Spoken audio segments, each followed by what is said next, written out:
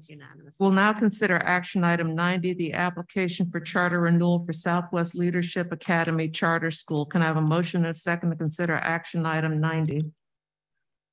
I move to approve a notice of non-renewal to commence non-renewal proceedings against Southwest Leadership Academy Charter School. Is there a second? Second. It's been moved and properly seconded. Board members, are there any questions or discussion on action item 90? This is one, too, that gave me angst as I listened to some of the testimony. And in thinking of that population, which seems to be heavy African, who I'm sure, as you said, they've gone through a lot. But I guess that's in a way why it's even more important that they have a school that is delivering on what their dream is in terms of being academically prepared to be competitive in the United States.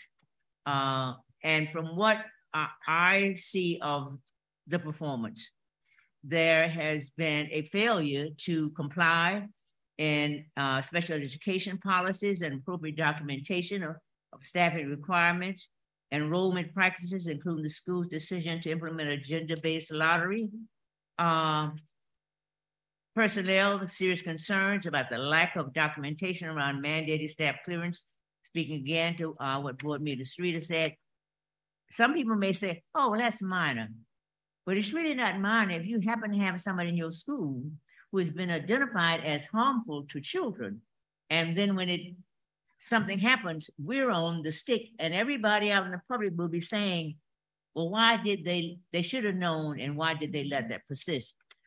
So I believe that while I'm empathetic with some of the concerns, I think it just behooves us that at the point, if indeed, after they go through their process of appeals and et cetera, that we do take it over, are allowed to take it over, that we do consider that this population and make sure we're providing in the needs that are necessary for helping them to make that acclimation. Well, this is not a school that we'd be taking over. This is not a Renaissance school. For me, this is a sad story. This is a school, the last time we renewed them, it was one of the best charter schools that we had.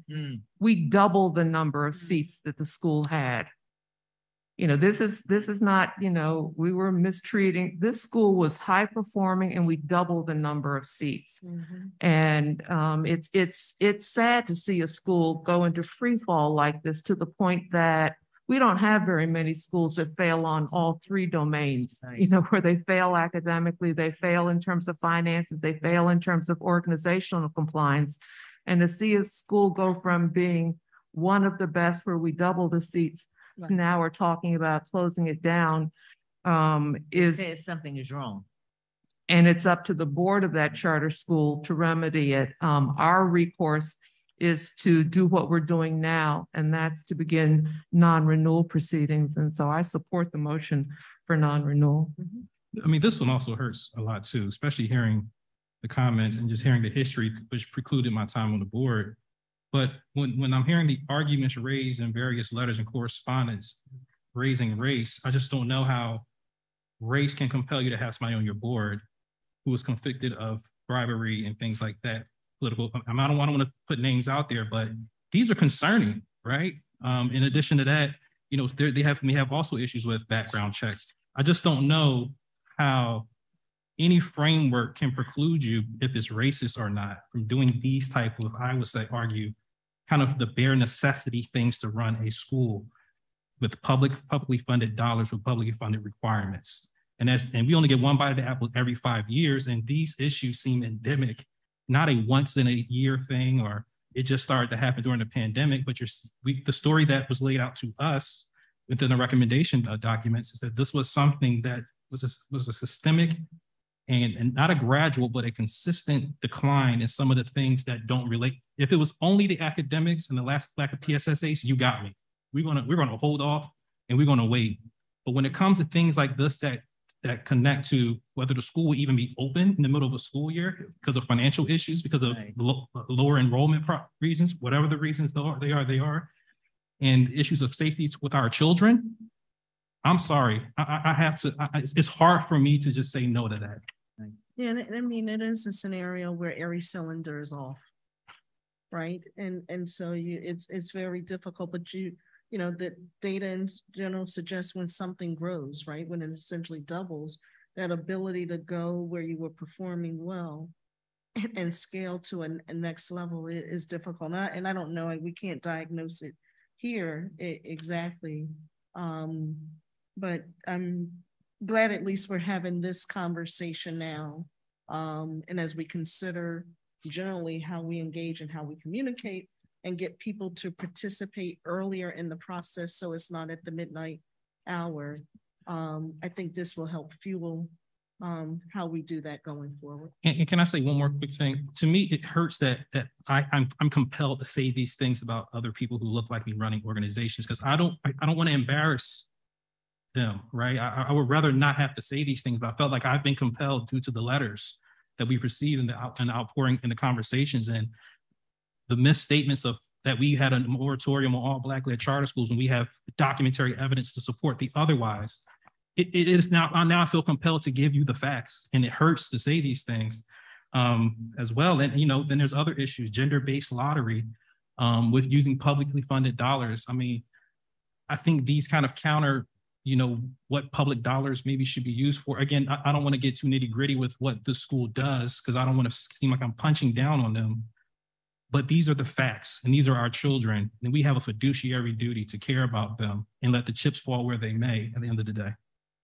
Board Member Fix-Lopez. Yeah, I think what's most disappointing, right? So we heard the community come out and talk tonight, and we heard about the population of the school. And I can say, as an ESL instructor myself at the Community College of Philadelphia, we have a large West African population that we work with. And I think it's what we heard tonight is really critical for us to keep in mind and understand the value and importance of that, right? And so what's disappointing for me the most is that a lot of these compliance things that you're talking about were a choice by school leadership. They chose not to comply, right? They chose not to remove an individual from the board that had, you know, was a convicted felon. And so that I think is the most disappointing part. Like you said, you know, the academics is certainly a piece, but it's the bigger picture. And so when you choose as administrators to disregard the safety, right, with your clearance compliance checks, that it's unfortunate, because I think it was largely self-inflicted. Well, can I say one more thing, Board President? I think this is your last. Yes. Well, actually, let's hear from Ms. Thompson, yes. and then you can make your last comment.